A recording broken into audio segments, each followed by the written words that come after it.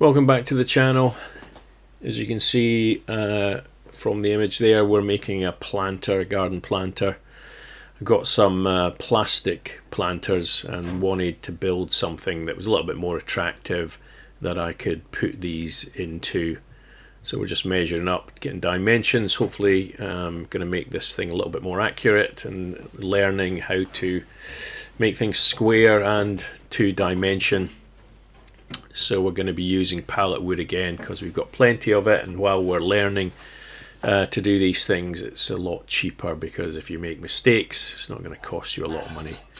We're just setting up our jointer and thicknesser, making sure that back plate is square to the milling face, and then we're going to mill one face of our pallet wood to make that flat and get off most of the mess that's on some of this pallet wood.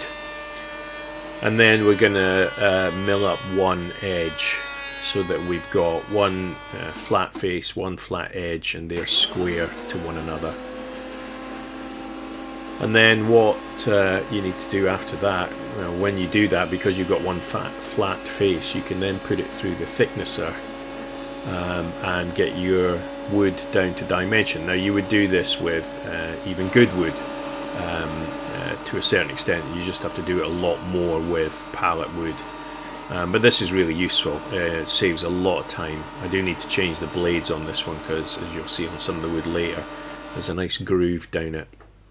So we're just swapping over the Titan thicknesser or the jointer to make it a thicknesser. Just taking off the dust extraction there, and if you want to see more about on the Titan, whether it's worth it, then drop a comment down below. Taking the finger guard out the way and just putting that on top, the dust extraction on top. And that there's some mechanical locks here, so we're bolting it down here, but the yellow knob you can see on the right, I'm just fixing down now, and the screw that I'm working on now, those are mechanical locks, so you can't operate this without that being on, which is good because you don't want to do that. Those blades are moving exceptionally fast and they will take your fingers off. So now we've got that set up, we're just going to stick our wood through to bring it down to the right thickness and to get all of our wood the same thickness, which is obviously useful. Just bringing the platform up little by little, and there you can hear it taking off some wood. And then I put some extraction on. I got my vacuum cleaner stuffed into the dust extractor there to try and keep things a little bit cleaner. And so yeah, we start on each of our pieces of wood to get it down to the right thickness and to tidy up the faces as well. And so you've only done one edge on this, so what you do then is take off the other edge. You don't need to joint the other edge. We can take it off on the table saw, which we're doing here, to get it again down to dimension. And we're going to do that with all of our pieces of wood, because we're going to start forming the sides.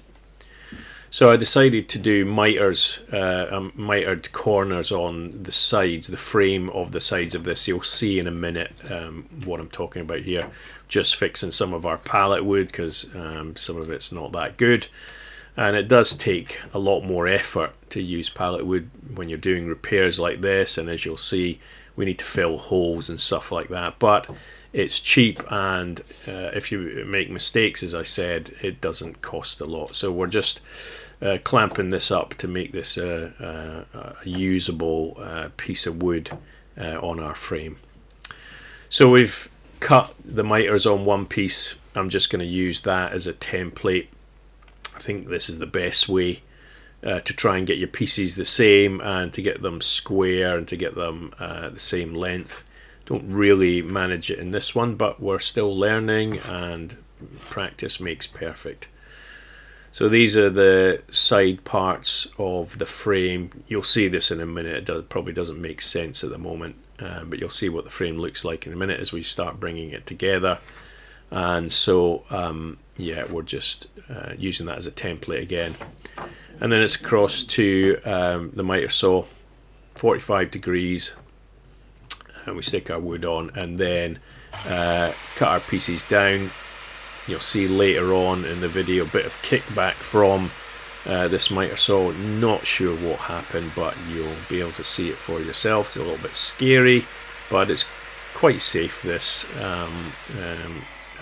you just need to be just a bit careful of how you use any of these tools, because obviously they can do a lot of damage if you're not careful with them.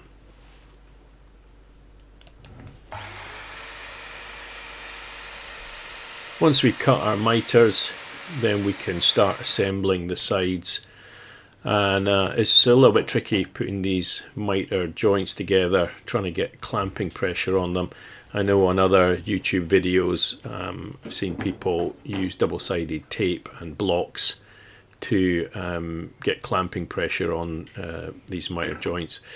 I just use my 90-degree guides here, clamp them on to make the whole thing square, and then use a long clamp to try and get some pressure along that long edge. The joints on here don't need to be super strong, because as you'll see later on, what I'm going to do is put paneling on the inside to cover the large hole that will be there once we've completed the frame. And so I'm not too worried about the joints being really strong, because we'll have other ways of making it strong. So we're going to do this in two parts. I'm just going to put a clamp on the edge there to keep them flat. We've clamped up one side. I'm going to do the other one now, and then once both of those are nice and dry, we'll bring those two parts together and create the whole side. As you can see, I'm using my table saw as a work surface, which isn't ideal, but I don't have much room in the garage, and so hopefully in my next video I'll be making a cabinet that I can put my drill press or my little bandsaw on to free up some more room, and also create a new work table. So if you want to see that, like and subscribe. Hopefully that's coming next.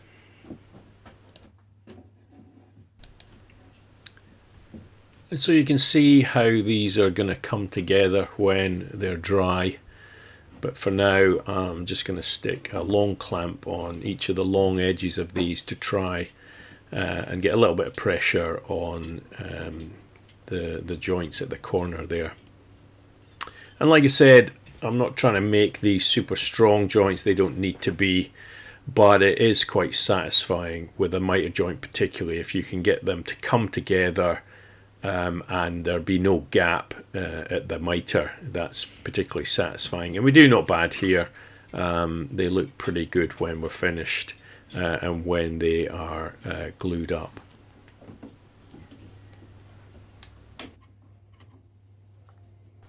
And so eventually our two sides are dry, and we can start the process of unclamping them, bringing those two parts together, and beginning the even longer process of trying to clamp all of this together to make one piece.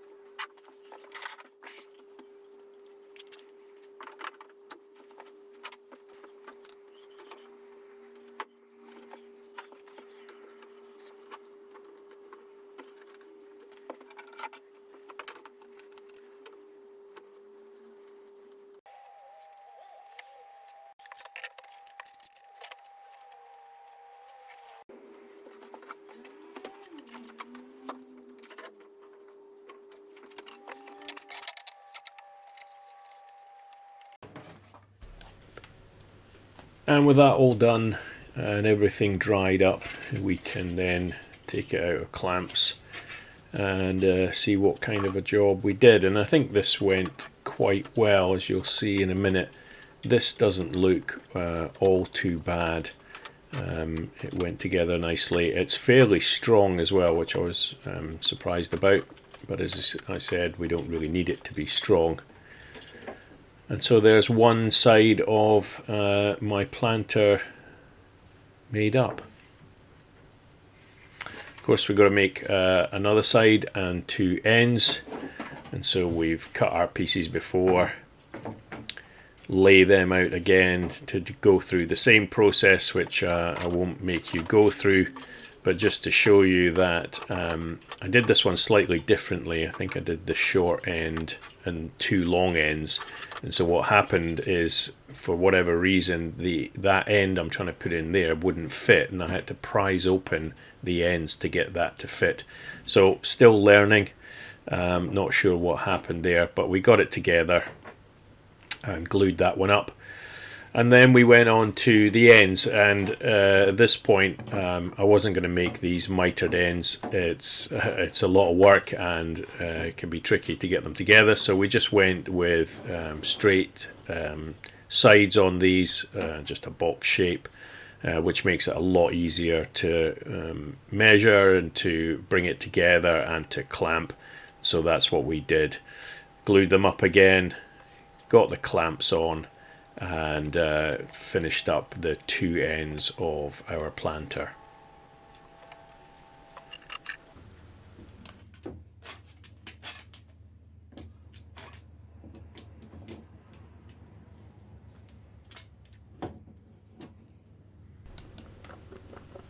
So once our sides are all glued and together, it's time to fill some of these holes, which inevitably you get with pallet wood. And so mixed up some resin, used some fountain pen ink here to colour it, which worked really well. It was just a bit of a test because we weren't doing too much resin. Poured it into my knot hole here, but there were other holes obviously, and so we filled them as well to try and make this stronger and to make it look a little bit more attractive. And then I needed to strengthen the ends of the sides. We're going to bring all four sides together with pocket screws, and so I felt we didn't have enough wood at the ends here, so I'm just putting another bit under here and marking how long it should be, using the side as a template to try and keep everything the same length. And then you see me marking up here the front face of both the side and that strengthening piece. And that's just to remind me what's the outer face, what I've planned to be the outer face, and sometimes that doesn't always help, as you'll see in a minute. So we cut up these strengthening pieces, and then what we're going to do is just bring those together with a little bit of glue and some nails, just to strengthen these edges. You can see me there looking at, is this the front face or is this the back face, and trying to get this put together properly. And we're just going to do that with some glue and nails.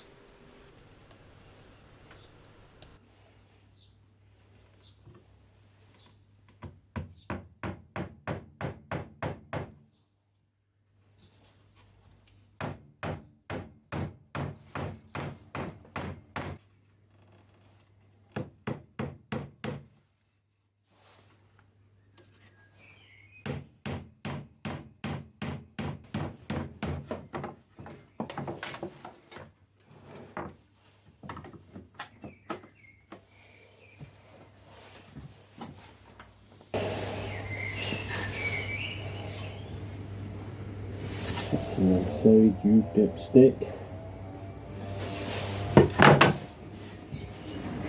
You dipstick.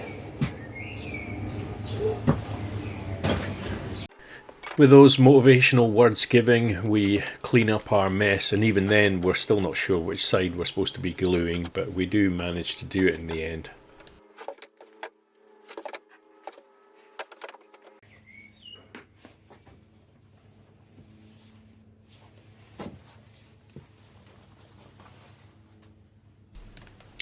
Once we'd glued our strengthening pieces on, we started to cut out the slats for the sides to cover up the holes, and I just set up a stop block, as you can see here, so that we could get these slats to the same size. Needed quite a few of these. I think there was somewhere in the region of 20 or so of these slats that I needed to knock out, and everything went well right up till the point that this happened. So a bit of kickback there, as you can see. Pretty scary when it happens. Don't know what it was. I thought initially that there was a screw in there, and so I decided to saw the last bit. But when I did that, couldn't see anything in there, and so I'm not really sure what happened. But if you want to see it again in slow motion, here you go. The motor there kind of obscures anything that's going on, but you can see it's quite violent there. And so after cutting the rest of the slats a bit more carefully, we start to assemble them on the sides here, trying to make this uniform.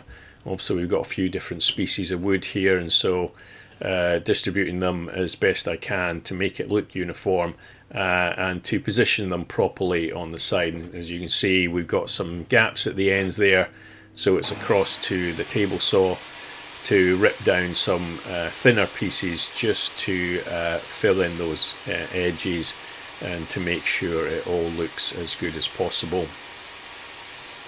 Then what you'll see me doing next is putting a small chamfer on each of the edges of these pieces.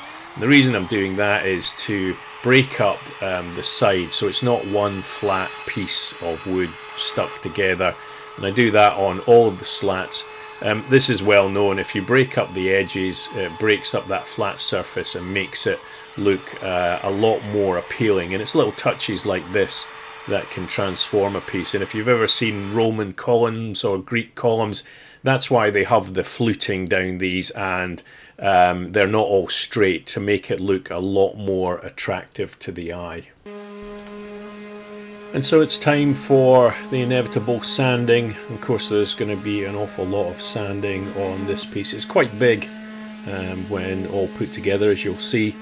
So we're sanding the slats here, and now we start sanding on the sides or the ends of the planter, and now we're going to do the sides as well before we put all the slats in.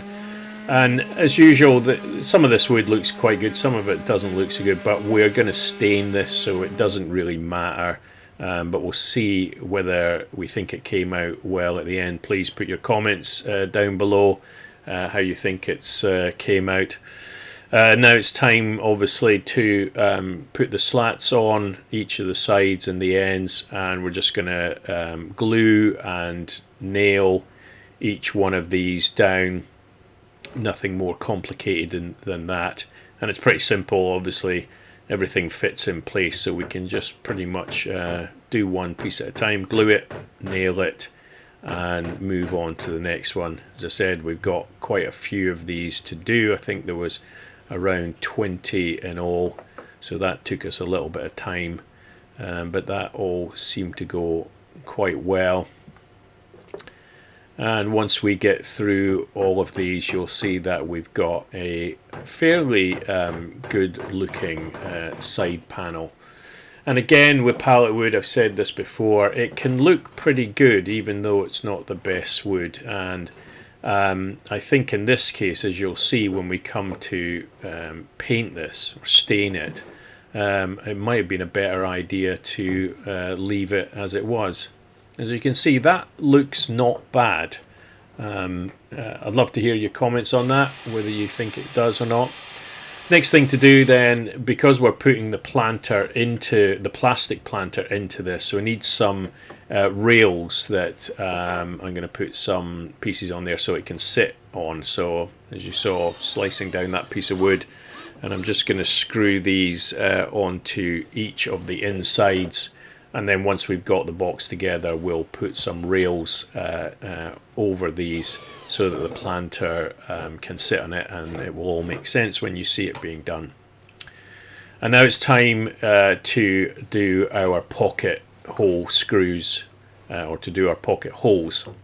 Got this little kit right from Amazon. It's a great little kit. You get everything included. You see there the drill comes with it, that guide to drill the holes, that clamp comes with it as well, and there's a little guide in the box to show you where it is that you need to put everything, and it's a great little kit. Only useful if you're doing a few holes like I am here. There are other kits that make this a lot faster process, and if you're going to do a lot of pocket holes, then I'd look to get one of those.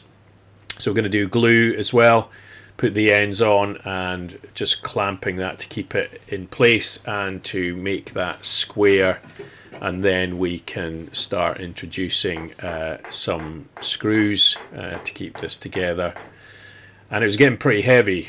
These pieces with the slats on them were getting quite heavy, and the whole thing is quite heavy at the end as well.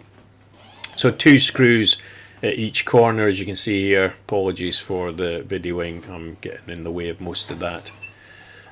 Yeah, they went in pretty easy, and they hold it very secure. And so now, again, apologies for the videoing, not so good, but you can see me putting in the last few on the corners there. The only problem I had here was because that drill bit is so long, getting the drill in and drilling was a bit tricky, and I've not shown it on this video, but at one point I unscrewed these for some reason, and there was not enough space and it pulled it all apart. But you live and learn, and yeah, other than that, it went together pretty well and it's pretty sturdy.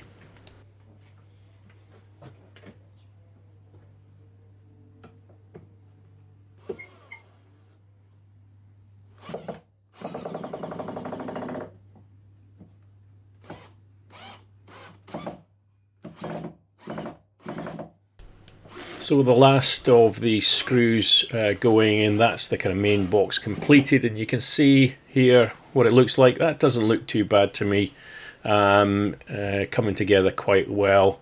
And so what we need to do now is add some cross rails, if you like, to sit the planter on. I've had these chairs, wooden chairs. These are old school wooden chairs. Anybody of my vintage will probably remember these chairs that we used to sit on in school, and so I utilised some of those just to take some of the legs off, and they were useful and just the right thing I needed to put across the planter inside, so that the plastic planter can sit on top of it. So we just put one of those in, screwed that down, got myself a couple of spacers so that they were all the same width apart, and that looks pretty good and very useful on the inside of the box. And now I'm doing the top of the planter, which is basically like a lid that I wanted to be able to take off and put on to put the plastic planter in there. It's a simple frame, glued and nailed, and when I finish this, this should sit inside the planter, and the lid will be attached to the top of this, as you can see here. So that fits nicely on the inside of the planter, kind of friction fit in the inside of the planter. And this is the actual lid, if I can call it that, to the top of the planter. Again, mitered ends, very similar to the sides, glued up. This time, this does have to be fairly secure, and so to get the pressure on it, I've got this strap wrench that takes forever to get on, but once you get it on, tightened up, it gives you really good clamping pressure on all of the corners. Once that's dried, took it out. This come out pretty well. Again, the mitered edge is not too bad, as you can see there, and again the wood's looking pretty good. Now I wanted to put a chamfer, a bevel on the edges, just to make it look a little bit more interesting, a little bit more attractive, but I was struggling as how to do this. As you can see here, I was going to put it straight through, but clearly it didn't work, and I wasn't comfortable with it. I didn't feel that I had enough control of it, and so I thought about different ways whereby I could do this. I First way was putting a piece of MDF on the back and clamping that down. That helped a little bit, got my hands out of the way, but still wasn't happy with it. And what I ended up doing was kind of having a piece of MDF as an offset that I could now put through the table saw, keeping all my body parts out of the way, and just put that through. Unfortunately, something was not quite right, and you'll see that the blade kind of disappears at the end there, and so it doesn't cut through. And what happened there is that I ended up with a very kind of thick wedge on it, which wasn't ideal, as you can see there. So I didn't want to do it on the long sides, but I thought, well, I'm going to have to live with this and do it on the other end just to make it look symmetric. And so I did the same on the other end. Again, that didn't come out too well, and I got the same kind of ledge at the end, didn't cut through. And so yeah, I realized I was going to have to do quite a bit of sanding to get that down. So didn't do the long edges, but it kind of worked out okay in the end. With the bevels cut then on the lid of the planter, we can now bring the two pieces together just using a bit of wood glue and some nails. We can line that up, try and get it as central as possible, and then nail that down. Doesn't have to be too strong, this. We're not going to put any great weight on it. It just simply needs to sit on top of the planter. And once I've got these nails in, I do knock them below the surface, because as with all pieces that I do with pallet wood, we're going to have to use some filler, and you'll see that in a minute, so that we can tidy this up and make it look a little bit smarter. That seems to be fixed pretty well. Quite impressed with that. No great gaps. We can just wipe off any excess glue there. And again, as I said, because we are going to stain or paint this, it doesn't really matter too much about some of the imperfections of this wood, which there are quite a few. And so we get to use quite a bit of wood filler to fill that in and make things smooth. And as you'll see later, I used quite a bit on the kind of ledge that was created when I cut the bevels on the end of this. There was needed quite a bit on there. And then of course, as I'd done with other parts of this, I created the little bevel on all of the corners, everywhere, on the insides here, as you can see, on the outsides of these long sides, and then also on the end parts as well, just to break down. Obviously it feels a lot better when there's no sharp edges, and looks a lot better also. And then onto the legs, nothing more complicated than two pieces of wood in an L shape. And just while I was recording this, I noticed this perfect example of plain sawn wood. You can see the rings there at the end of that. If you don't know what that is, Google it and learn about the different types of cut of wood. Very interesting and very useful if you're going to be a woodworker. So we're going to put these nails in first, just to help a little bit, make it a little bit easier, because we're going to put some glue on the other edge and then bring those two pieces of wood together. It just makes it a little bit easier if you've already driven your nails in some ways before you put these two pieces together. So we're going to use 3 nails here to make this nice and sturdy. Obviously want to make sure also that it's square and lines up to make it look as good as possible. And we'll drive these nails below the surface as well, so that we can put some wood filler on and cover them up before we do any more sanding. Once we've done that, just to make them look a little bit more elegant, I just want to take the corner off the bottom of these, and that just takes some of the bulk of the wood away and make them look a little bit slimmer and a little bit more elegant. Not surprisingly, we're going to have to do quite a bit of sanding on this, so just using my little Bosch palm sander at the moment on the legs to get these looking as good as possible. Again, it's pallet wood, so we do our best with the sanding to try and make them look good, but we're going to stain this, so not too worried about that. So we're doing the legs here, and then of course we've got the whole rest of the planter to do. And so we're doing the top here, the lid of it, and we're having a go at that ledge. You can see that I've used quite a bit of wood filler there to get rid of that ledge that the table saw created.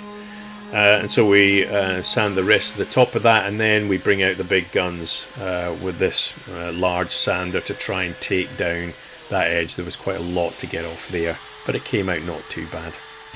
And then to make things look even better, I put a nice large round over on the corner of the legs, and you can see there that I think that makes that look a lot better. And then it's time to fit them on. Screw holes already drilled, and then we're going to put 4 screws on each face to make that nice and sturdy. And there you can see before we put the stain on how that looks. So it come out pretty good, and you might say I should have left it like that, but we went on and stained it or painted it. Now, believe it or not, this is supposed to look grey. It's supposed to be a grey kind of paint or stain. It doesn't look anything like that, certainly not on camera, and in real life it didn't look great either, but I persevered with it. I'm not sure if I should have. Again, put your comments down below if you think it looks okay, or whether we should have left it without any stain on it. So this is the first coat going on. Did it all over the wood. I did kind of toy with the idea of doing maybe the frame, the outside of it, a different colour, and having a black colour, a darker colour, but in the end I just did the whole lot in what is supposed to be a grey stain, and this is the first coat going on. Took a bit of time to get all that on.